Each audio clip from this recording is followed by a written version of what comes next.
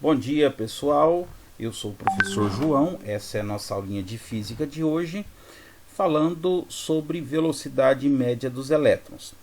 Esse conteúdo ele está disponível no livro didático, na unidade 2, capítulo 3, nas páginas 66 a 73. Lembrando que essas páginas correspondem ao conteúdo que fala sobre corrente elétrica e velocidade dos elétrons, né? Ela está intrinsecamente relacionada à corrente elétrica, né? Lembrando que corrente elétrica é um movimento de cargas elétricas. Então, se os elétrons estão se movimentando, necessariamente eles possuem velocidade. Então, a gente vai aprender hoje como calcular essa velocidade média dos elétrons. Bom, o efeito do campo elétrico num material é tal que surge um movimento muito lento, denominado de movimento de arraste, né? Como a gente viu quando a gente falou de corrente elétrica, né? O movimento dos elétrons ele é totalmente caótico dentro de um material condutor, dentro de um metal, né? Então eles têm liberdade, só que eles se movimentam de maneira muito caótica. Quando você aplica um campo elétrico, esse campo elétrico ele vai fazer com que esse movimento, embora continue sendo caótico, ele se dê preferencialmente numa direção. Então, a partir daí, a gente tem o surgimento de uma corrente elétrica, que esses elétrons eles vão se deslocar preferencialmente em uma direção. Eles vão ficar ricocheteando, mas à medida que o tempo está passando, eles se deslocam em uma direção. Esse movimento de arraste é descrito pela velocidade de arraste, né? Então, eles vão ficar ricocheteando, mas vai ter uma velocidade numa determinada direção específica, que surge aí a corrente elétrica, resultando então numa corrente elétrica, né? Bom, essa velocidade de arraste ela corresponde a uma velocidade média dos elétrons, né? Então eles vão ter uma certa velocidade, né, que a gente vai aprender como calcular.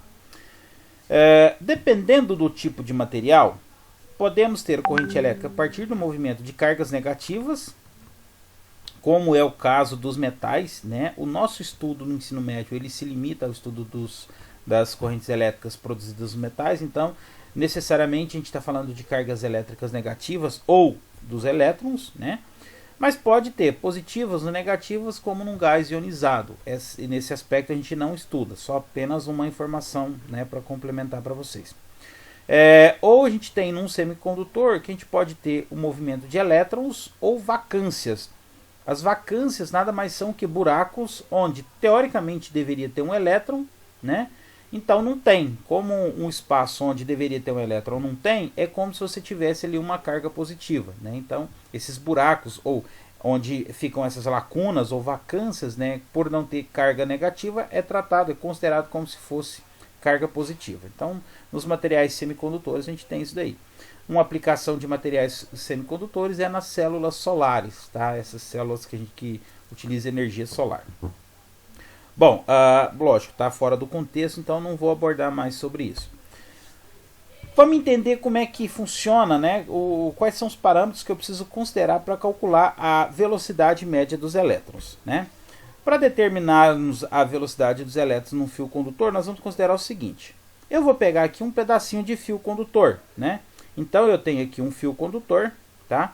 Esse fio condutor ele está sujeito a um campo elétrico, tá aqui, as linhas indicam a direção do campo elétrico.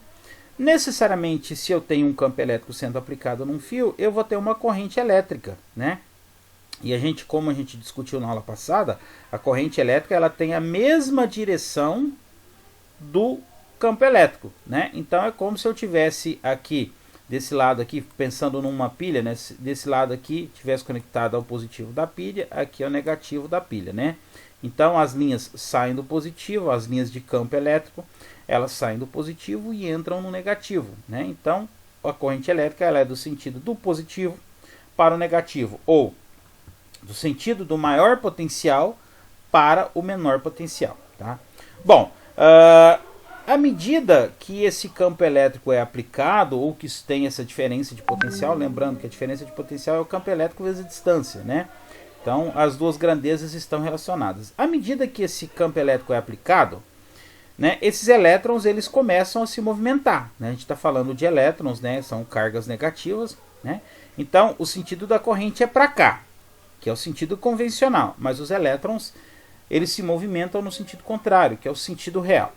Então eles vão se movimentar, então eu vou ter aqui uma velocidade de arraste, eles vão ficar fazendo esse movimento de ricocheteamento, mas preferencialmente eles vão, né, se deslocar para cá. À medida que eles se deslocam, né, eu vou ter aqui um intervalo de tempo T1, intervalo de tempo T2, eu acabei invertendo aqui, deveria ser T1 de cá e T2 de cá, mas não tem problema não. Né? Então quando ele vai desse ponto para esse ponto, né, ou dessa superfície marcada para essa superfície marcada, ele andou uma distância L, né, que é um comprimento do fio, e gastou para isso um tempo, ΔT. Então ó, tem a distância percorrida, o tempo, e se eu consigo determinar a velocidade. A primeira equaçãozinha da física que a gente aprende lá no primeiro ano. Né? A velocidade é a distância, no caso aqui é o L, dividido pelo ΔT. Tá? Bom, e esse fio a gente percebe aqui, ó, né, que ele é um fio circular, a figura ilustra isso aqui mais ou menos, então ele tem uma área superficial. Né? A gente pode encontrar tanto área como S. Eu vou colocar S porque eu estou considerando para comparativo o material que está no livro. Tá? Então o livro utiliza S, a gente vai utilizar S. S de superfície, né? Então área. Bom, vamos lá, vamos entender como é que a gente vai calcular isso aqui. Primeira coisa, nós vamos lembrar da corrente. Como é que eu calculo a corrente? A corrente, a gente viu na aula passada, é a quantidade de carga que atravessa uma superfície num certo intervalo de tempo. Se passam mais cargas por essa superfície, a corrente é maior. Se passam menos cargas, a corrente é maior. Lembrando que carga é coulomb, corrente e tempo segundo, e a corrente vai ser em ampere. Bom, e a velocidade ela é dada pelo seguinte: velocidade, a gente acabei de falar, né, é a distância percorrida. No caso, a distância aqui vai ser esse comprimento. Eu estou considerando dessa superfície até essa, não a extensão de todo o fio. Então, para ir desse ponto até esse ponto aqui, ou seja, a distância L, ele gastou um intervalo de tempo ΔT. Então, a velocidade é igual a distância percorrida L dividido pelo ΔT. Se nós olharmos aqui, ó, essa equação da corrente ela tem ΔT e essa equação da corrente ela tem ΔT. Então, elas têm algo em comum que eu posso combinar. Então, eu vou só ajeitar essa equação de forma que esse ΔT está dividindo, ele vem para cá multiplicando, e a velocidade que vai estar multiplicando, ela vem para baixo dividindo. Então, vai ficar assim, ó, ΔT é igual a L sobre V. Tá? Bom, então, ó, eu tenho ΔT aqui e tenho ΔT aqui, ó. Então, eu vou escrever essa equação, só que onde eu tenho esse ΔT, eu vou substituir por algo que seja igual ao ΔT, que no caso vai ser L sobre V. Né? Então, eu vou combinar essas duas equações. Então, vai ficar, ó, I que é igual ao ΔQ sobre ΔT. Só que agora não é mais ΔT. Eu vou tirar o ΔT e vou colocar L sobre V, que está aqui. Ó. Então, a corrente elétrica vai ser igual ao ΔQ L sobre V. Bom, só reescrevendo essa equação, né, como é que a gente tem uma divisão de fração. Então, é o primeiro vezes o inverso do segundo. Então, vai ficar assim, ó, né? Então, vai ficar ΔQ dividido por L, e aí o V está dividindo, vai aparecer lá em cima multiplicando. Então, tá aqui, ó, corrente é igual ΔQ V sobre L, tá? O que eu fiz? Não fiz nada até agora, só assim, dei umas ajeitadinhas nas equações. Bom, o que nós estamos tentando determinar aqui? A velocidade. Então, ela já apareceu aqui, ó.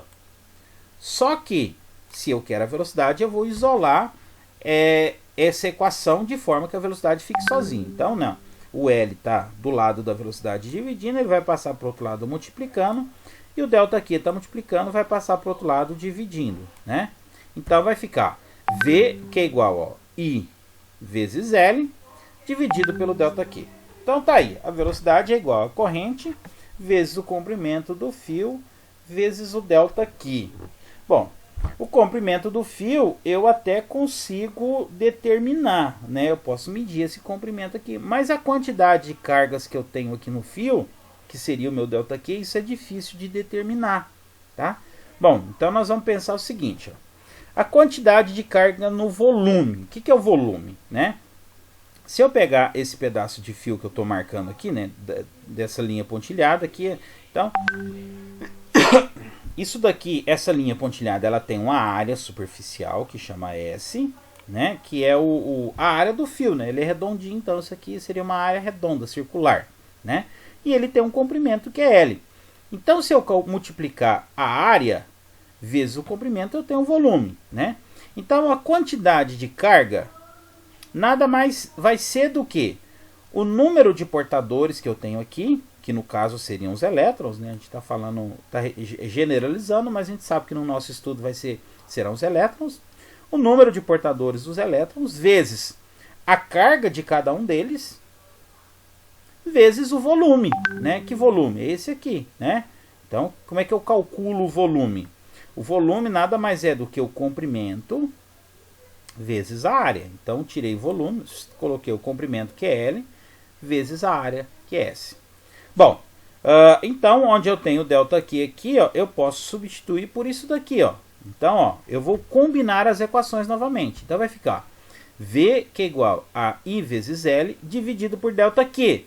Mas delta Q é o número de portadores vezes a carga de cada portadores vezes o volume, que agora eu estou escrevendo como sendo a área vezes o comprimento. Então tá aqui, eu tirei o meu delta Q e coloquei o que é equivalente a ele no lugar. Então a velocidade vai ser igual a I vezes L dividido por N vezes Q vezes L vezes S. Bom, aí é que tá, ó, eu tenho L aqui, eu simplifico. Com isso, eu chego que a velocidade de arraste dos elétrons num fio condutor, ele vai ser igual a corrente elétrica, que é um parâmetro mensurável, vezes o número de portadores, vezes a carga, vezes o S. Então, tá aqui, essa é a velocidade dos elétrons no fio condutor.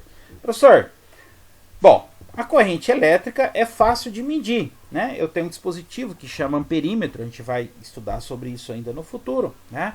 Esse amperímetro me permite calcular a corrente elétrica facilmente. O S é essa área superficial aqui, ó. Isso é totalmente mensurável, né? Eu pego lá a grossura do fio, que seria o diâmetro, né? Divido por 2, eu tenho o raio. Se eu colocar π vezes o raio ao quadrado, eu tenho essa área superficial aqui, né? Então, esse S aqui, S vai ser igual ao π, né, aquele número matemático lá, né, vezes o raio ao quadrado, né? O que é o raio? O raio é a distância do centro da circunferência até a extremidade, tá? Bom, então a corrente eu consigo calcular, o S πr quadrado, fácil de calcular também. O que é a carga de cada... Nós estamos falando de um elétron. Quanto vale a carga de um elétron, né? 1,6 vezes 10 a menos 19, né? Coulombs, né? Mas o que está faltando? O número de portadores, né? E aí, como é que eu faço para calcular o número de portadores? Esse eu não preciso calcular, tá? Eu preciso apenas saber de qual material é composto o meu fio. Se o material for cobre, esse valor é 1. Se ele for alumínio, esse valor é outro. Se ele for ferro, esse valor é outro. Lógico, estou falando de metais, né? Se ele for tungstênio, qualquer que seja o material, isso daqui, esse N aqui, né? A gente não precisa lembrar, né? Isso daqui vai aparecer numa tabela, tá? Então eu não preciso lembrar esse valor aqui, ele vai ser tabelado. Então, ó, o I é a corrente elétrica, é mensurável. O S eu calculo por essa equaçãozinha aqui. O Q é 1,6 vezes 10 a menos 19, porque eu estou falando de elétrons. E o N é tabelado. Então pronto, com isso, né, eu tenho possibilidade de calcular a velocidade dos elétrons num fio condutor, tá? Então tá aí, essa é a maneira para calcular a velocidade dos elétrons num fio condutor, tá? Essa equaçãozinha ela vai aparecer no livro na página 69. Bom, só uma observação, num fio metálico a quantidade de elétrons livres é grande, ela é da ordem de 10 a 22 elétrons livres, né? Então é muito, mas muito grande, né? Mas é muito grande esse valor, tá? Isso eu estou falando por centímetro cúbico, né? Depois eu esqueci de colocar aqui 10 elétrons livres por centímetro cúbico, né? O que é um centímetro cúbico? Se você pegar na régua e medir um centímetro, né? É 1 centímetro de altura por 1 de largura por 1 de comprimento. Isso é 1 centímetro cúbico. Então tem 10 a 22 elétrons livres. Suas velocidades são relativamente altas, da ordem de 1 milímetro por segundo, né? 1 milímetro é aquele risquinho menor da régua. Então, a cada 1 segundo um elétron anda aquela distância, né? Aí surge a pergunta, professor, se ele anda 1 milímetro a cada 1 segundo, por que quando eu ligo o interruptor, a lâmpada acende instantaneamente, né? Eu não teria que andar aqui 1 milímetro por segundo. Sim, mas a questão é o seguinte, né? Que a extensão de todo o fio aqui, né? Ela aparece, né? A extensão de todo o fio, ela está cheia de elétrons. Tá aqui. Então, quando eu ligo o interruptor aqui, não significa que um elétron ele vai sair daqui e chegar aqui. Não. Esse um elétron que está aqui na pilha, ele vai andar 1 milímetro no segundo. Mas o elétron que está próximo da lâmpada aqui, ele já vai andar. Então é como se eu tivesse assim, como se fosse um efeito dominó, né? Esse daqui desloca um pouquinho, né? E o adjacente a ele também um pouquinho, outro um pouquinho, outro um pouquinho. E esse aqui na frente também vai andar um pouquinho, né? É como se fosse uma marcha, aquelas marchas que tem, como é que fala? Desfiles, né, militares, né? Então, por exemplo, né, um que dá um passo aqui, né? Esse um que deu um passo aqui, ele não vai acender a lâmpada, mas o que está próximo aqui, que ele vai dar um passo, ele já vai passar pela lâmpada, né? Então, essa velocidade ela é muito alta, né? Porém, não significa que esse elétron ele vá sair daqui, né? Se eu ligou a chave, tem que esperar o elétron sair daqui para chegar aqui para fazer a lâmpada funcionar. Não, não vai acontecer isso, né? É o elétron que está próximo da lâmpada que já vai passar por ela, e à medida que ele se desloca, o outro que está aqui já vai sair da pilha, né? Então, por isso que a gente tem o acendimento praticamente instantâneo da lâmpada, ok? Bom, esse era a parte do conteúdo que tinha faltado, né? Do capítulo relacionado à corrente elétrica. Espero que vocês tenham entendido. Qualquer dúvida, eu estou à disposição de vocês. Lembrando que os exercícios da página 72, né, também implicam parte desse conteúdo. Caso vocês tenham dúvida, né, de repente agora a gente já consiga resolvê-los, tá? Bom trabalho, pessoal. Tchau, tchau.